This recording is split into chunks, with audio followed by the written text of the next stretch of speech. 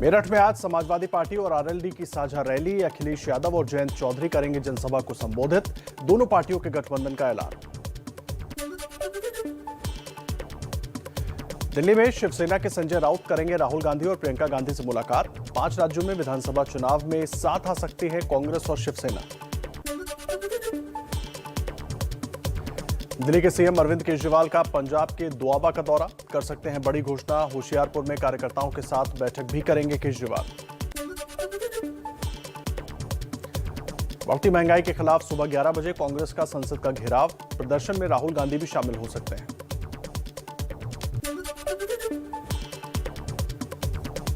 NCP के अध्यक्ष शरद पवार की अगुवाई में सुबह 10 बजे पार्टी कार्य समिति की बैठक। एनसीपी में नए दायित्व और राष्ट्रीय राजनीति के मुद्दों पर चर्चा होगी।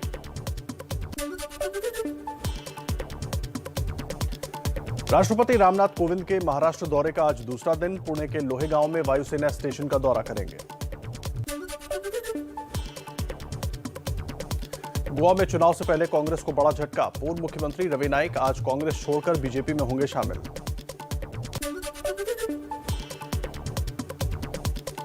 दिल्ली के सिंगू बॉर्डर पर संयुक्त किसान मोर्चा की आज फिर बैठक। किसान आंदोलन को लेकर आगे की रणनीति पर होगी चर्चा।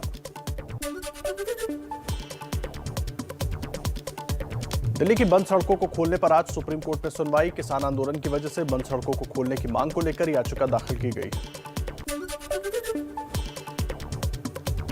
मध्य प्रदेश में पंचायत चुनाव को लेकर जबलपुर हाईकोर्ट में सुनवाई। याचिका में नियमों का पालन कर चुनाव कराने की मांग की गई है। नागालैंड में सुरक्षा बलों की फायरिंग में एक जवान समेत 15 लोगों की मौत के मामले में भारतीय सेना के विशेष बल के खिलाफ एफआईआर दर्ज। पुलिस का दावा नागरिकों की हत्या का ही इरादा था। नागालैंड गोलीकांड पर केंद्रीय गृह मंत्री अमित शाह का संसद में बयान। कहा, उग्रवादियों की आशंका पर गाड़ी पर फायरिंग की गई थी जिसमें 6 लोगों की मौत हुई। गृह मंत्री अमित शाह ने दी जानकारी। कहा, गोलीकांड की जांच के लिए एसआईटी गठित की गई है। 1 महीने में जांच पूरी करने को कहा गया है। कानून के मुताबिक कार्रवाई होगी। नागालैंड सरकार का गोलीकांड के पीड़ित परिवारों के लिए मुआवजे का ऐलान। 11-11 लाख रुपए मुआवजा और परिवार के एक सदस्य को सरकारी नौकरी देने की घोषणा। नागालैंड की घटना के लिए कांग्रेस ने फैक्ट फाइंडिंग कमेटी बनाई है। जितेंद्र सिंह के नेतृत्व में 1 हफ्ते में रिपोर्ट सौंपेगी कमेटी। असदुद्दीन ओवैसी ने armed forces special power act को खत्म करने की मांग की है। नागालैंड के मुख्यमंत्री नेफ्यू रियो, मेघालय के सीएम कोनराड संगमा ने भी armed forces special power act को रद्द करने की मांग की। दिल्ली के हैदराबाद हाउस में प्रधानमंत्री मोदी और रूस के राष्ट्रपति पुतिन के बीच द्विपक्षीय बैठक हुई। पीएम मोदी ने कहा, कोरोना के खिलाफ भारत रूस ने मिलकर काम किया। भारत रूस के बीच छोटे बड़े 28 समझौते हुए हैं। पुतिन ने भारत की तारीफ की है। कहा है एक ग्रेट पावर। रक्षा मंत्रियों की बैठक में उठा एलएसी पर चीन से विवाद का भी मुद्दा। भारत रूस की बैठक पर विदेश सचिव हर्षवर्धन श्रृंगला का बयान। कहा, लश्कर, जैश, अलकायदा और आईसिस जैसे आतंकी संगठनों के खिलाफ सख्त कार्रवाई कर सहमति बनाई है। रक्षा मंत्री राजनाथ सिंह ने रूस के रक्षा मंत्री सर्गेई शोइगु से मुलाकात की है। कई अहम मुद्दों पर चर्चा हुई। अमेठी के कोरबा प्लांट में रूस की मदद से 5 लाख AK-203 असॉल्ट राइफल्स बनाई जाएंगी। सेना की इंसाफ राइफल की जगह लेंगी ये राइफल्स। तकनीकी कारणों से अभी तक ये प्लांट बंद था। अब फिर से यहां पर काम होगा शुरू। देश में ओमिक्रॉन वेरिएंट के मामलों की संख्या 23 पहुंची। महाराष्ट्र में 10, राजस्थान में 9, दिल्ली में 1, गुजरात में 1 और कर्नाटक में 2 मरीज मिले। मुंबई में ओमिक्रॉन वेरिएंट के 2 नए मामलों की पुष्टि हुई है। दक्षिण अफ्रीका से आए थे ये दोनों लोग। महाराष्ट्र में ओमिक्रॉन के केस बढ़कर अब 10 हुए। महाराष्ट्र में आरटीपीसीआर टेस्ट की कीमत घटी। घर में से सैंपल लेने पर 700 रुपए और लैब में सैंपल लेने पर 350 रुपए में होगा आपका टेस्ट। एंटीबॉडी और एंटीजन टेस्ट के दाम भी घटे। दिल्ली में ओमिक्रॉन केस मिलने पर सीएम अरविंद केजरीवाल ने कहा, हमारी तैयारी पूरी है, घबराने की जरूरत नहीं, नियमों का कड़ाई से आप पालन करें।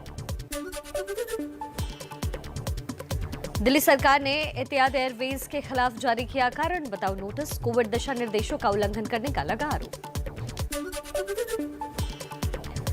देश में बीते 24 घंटे में कोरोना के 8,306 नए केसेस सामने आए। 211 लोगों की मौत हुई।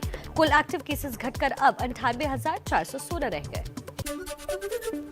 रूस पहुंचा कोरोना का ओमिक्रॉन वेरिएंट। ओमिक्रॉन के 2 मामलों की पुष्टि हुई। दक्षिण अफ्रीका से आए थे ये दोनों लोग।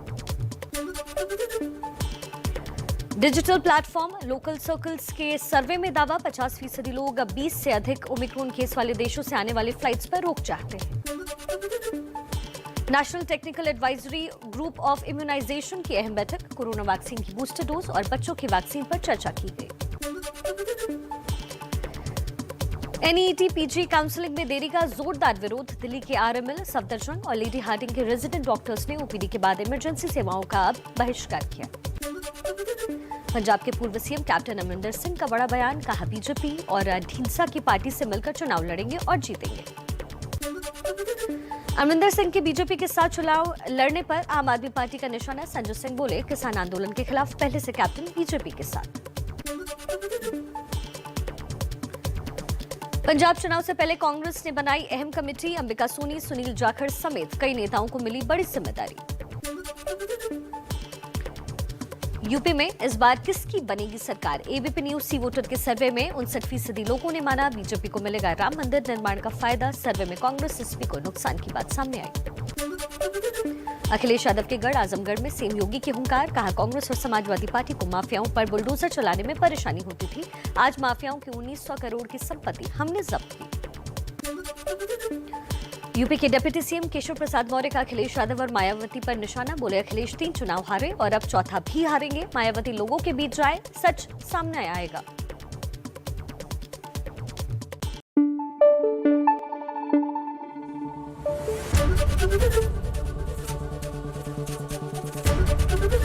एबीपी न्यूज आपको रखे आगे।